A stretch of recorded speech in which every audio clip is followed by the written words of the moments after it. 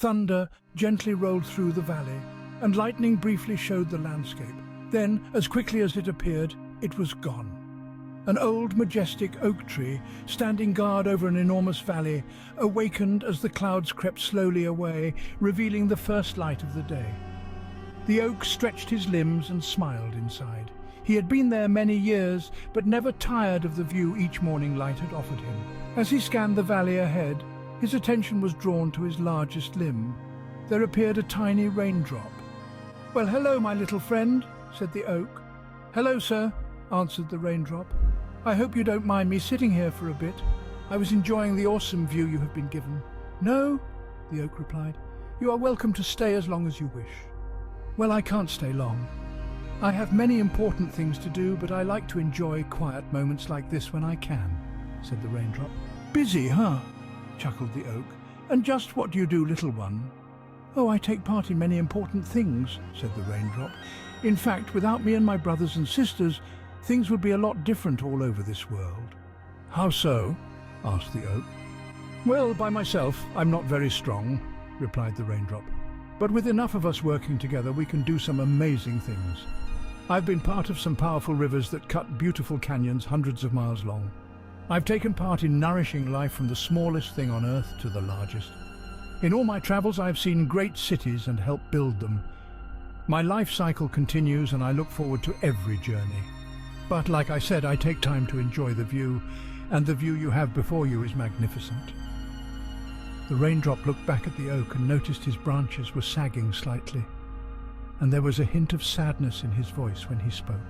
"I'm honored to meet such an important friend," the oak said. The raindrop, confused by the oak's tone of voice and sad stature, asked, "What is wrong, sir? Have I in some way made you sad?" The oak took a deep breath and sighed. "Well, when I awoke this morning, I was happy, but listening to all the amazing things you have done, I realized how uneventful my life has been. All I do is stand on this hill and have existed for centuries without contributing much to this world." It was the raindrop's turn to chuckle. "Sir, we are all important to the world, and we all have a reason for being," he told the oak. "I know that you're trying to make me feel better, little one, but I can't think of one great thing I've been a part of," said the oak. The raindrop looked at the tree and thought for a moment. Then he asked, "How long have you been here?" The oak replied, "I am not exactly sure, but my first memory is from about 200 years ago, when a man and his family came to this valley and began to clear the woods I overlooked. They cleared fields to grow food and used wood to build shelters for their animals, and also burned wood so they could survive the winter." "Okay," the raindrop said confidently. "Where did the woods come from that they used for all of this?" "The woods were my offspring from over the years," replied the oak. The oak began to smile as he realized the point that the raindrop was making. "How many birds have built nests in your branches and raised families there?" asked the raindrop. "Oh, many," said the oak. "You see," the little raindrop explained, "you have touched and helped many things. The families on the farms are—" "You see," the little raindrop explained, "you have touched and helped many things. The families on the farms raised children that grew up and went forth to create and affect the world they lived in. You were part of that process. You see, we all matter, and we are all connected, even though we may not realize it. We are important to each other. Everything happens for a reason, just like our meeting today was not by chance." The raindrop paused for a moment, then continued. "My job for today is to help create life, but I cannot do it alone. I need your shade and the light from the sun and the nutrients in the ground left behind by trees that were here before you. There is a tiny seed just below the dirt that I'm going to fall upon. It is a seed that will grow into a vine that will flourish. It will use you to spread, and every morning when you see it, I want you to remember this morning, we will forever be connected." The raindrop asked one last question. "Have you ever seen what is behind you?" "No, I have not," the oak replied. "That is the only thing in my life I always wanted to do, but accepted the fact that I couldn't." "Not by yourself," said the raindrop. "What do you mean?" asked the oak.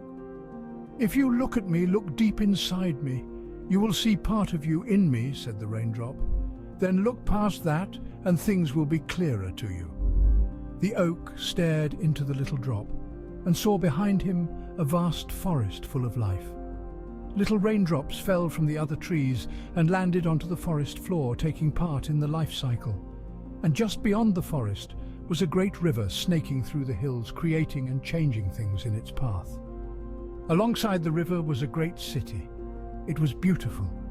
The oak understood now the things that he had been told. "Thank you, little one," the oak said quietly. "You are welcome," said the raindrop to his new friend. "Thank you for letting me rest here and reflect.